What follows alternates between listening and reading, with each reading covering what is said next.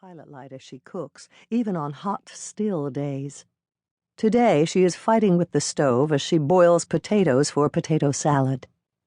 Simon can hear her reach into the cabinet for the big lobster pot as he takes off his pajama pants and gets shorts and a t-shirt out of his dresser. He pulls his PJ top up and gets stuck inside. When he opens his eyes, everything looks blue. He finally gets his PJs over his head, then sits down to dress himself. He is extremely proud of some of the things he is able to do. He loves the way his mother's eyes widen when he manages something that was impossible even a week earlier. If the world ended at the front door, Simon would not care. Although he might like to extend it a bit to include the shed and the stony path where he rides his bike. His father has bolted 2 wooden blocks to each pedal, as far as he's allowed. Beyond that spot there is a cliff, and after a drop of 20 feet, a saltwater pond. The water there is so murky it is impossible to swim, but the beach is littered with false angel wings and bone-white crab claws, and in the height of summer, pink marshmallows grow wild in the thickets. Next door, Elizabeth Rennie, who will be 74 this winter, holds up a white scarf. Through it, the wide expanse of lawn looks gauzy and far away. Beside her, there are thin curtains that cling to her skin. This cottage is newer than the one next door, built at the turn of the century. She has lived here, in Chilmark, for more than 50 years. Last night, 2 starlings got caught in her chimney, and Elizabeth Rennie could hear them beating their wings all night. She could not sleep. And then this morning, there was silence. Awake in her bed, Elizabeth suddenly felt lightheaded, and she has felt more and more giddy as the morning wears on. She wonders if the starlings managed to rise up in the chimney without moving their wings. When she looks outside, the sleeplessness and heat have a strange effect on her. She has been worried about the coming winter since May. She is all alone. Her daughter lives in a suburb of Hartford, Connecticut.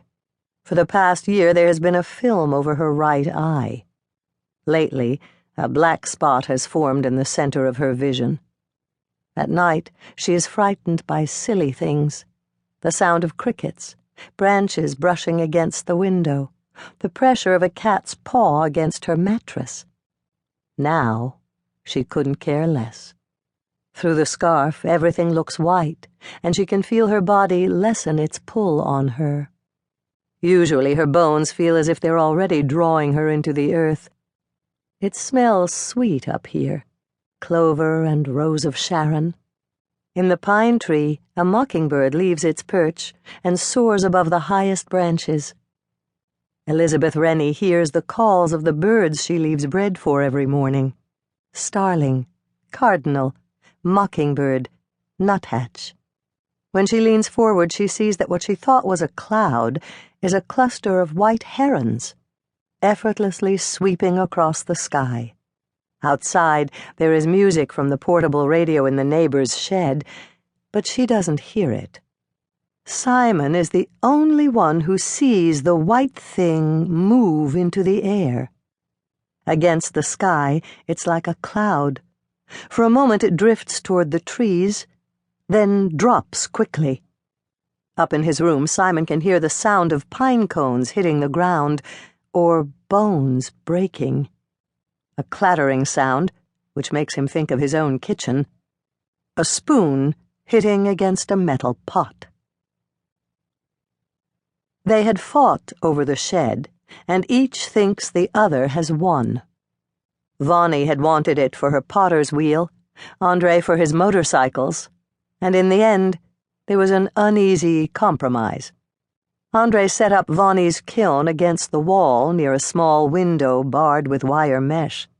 On days when she fires pottery, he pulls the bike he's working on, currently a 1934 Norton, into the yard and spends the rest of the day in a black mood. When Vonnie finally withdraws her plates and mugs, the shed is still so hot